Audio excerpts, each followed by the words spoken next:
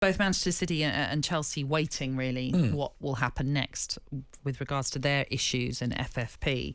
I mean, the issue with Everton, of course, is possibly even worse in the sense that there is suggestions that Burnley, Leeds and Leicester are looking for compensation. And in an interim hearing that was held before this independent commission served that judgment of a 10-point deduction, the KC, David Phillips, who was running the rule over that interim hearing, did say that he felt Burnley, Leeds and Leicester did have a claim to compensation. Now, reports now suggest that if that was to be the case, that Everton would not be able to afford that. Those compensation, which is something around, again, reported to be around about 100 million per club, that would then force Everton into administration, which would see them docked a further 9 points.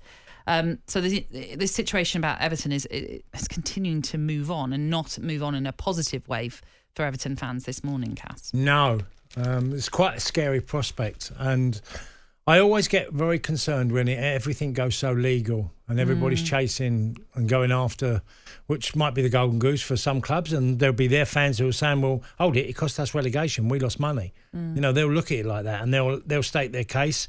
I think the Premier League has to be really strong on how it goes about what it needs to do over the next sort of couple of years, because, you know, I'm reading the Telegraph today now, and it says the first line up, and Premier League need to increase elite's prize money, which it means in 25-26 season that prize money is going to go up for the elite clubs.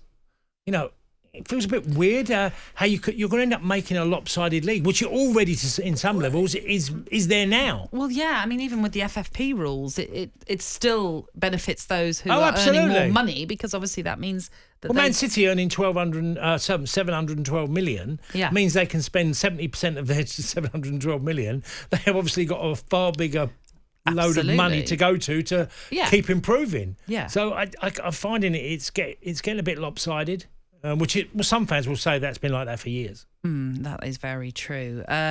David Dean, by the way, is the former Arsenal vice-chairman. He's going to be joining Sean Custis and Henry Winter on the Sunday edition today from 9 o'clock. It'll be very fascinating to hear from, no doubt. He will discuss Arsenal, England, Everton's point deduction and more. Incidentally, it'd be really interesting to listen to that, because David Dean was one of the guys that was involved in when they left Highbury to a new stadium, at the Emirates. And what happened was that they had to be very prudent in the transfer market under Arsene Wenger. And Arsene Wenger, to his credit, didn't go shouting about it, didn't criticise anybody, knew that there was a new direction at the football club, that the club had to be very careful about its levels of spending because of building that new stadium.